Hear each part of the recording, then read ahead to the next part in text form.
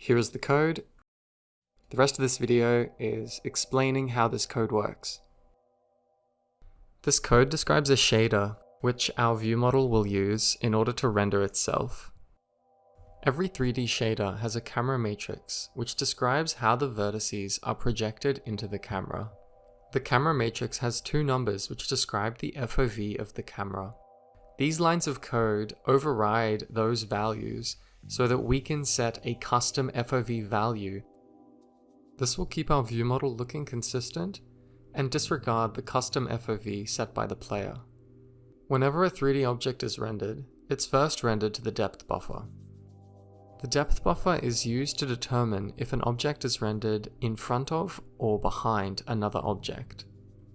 These lines of code edit the depth buffer such that it is rendered in front of everything. Specifically, we're scaling the depth value such that it is closer to the camera. We can't scale the depth values too much, otherwise the model won't be able to render itself correctly. These solutions are really simple, really fast, and really robust. The only downside is that clipping can still occur at very close distances. In fact, you can cause this clipping in Halo Reach. This would suggest that Halo uses a similar shader for rendering first-person models.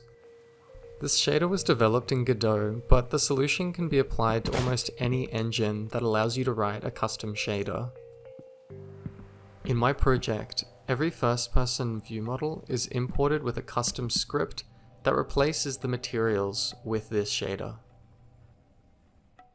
If you have any questions about this method, or perhaps you found a better method, please leave a comment below, and I'd be happy to discuss it.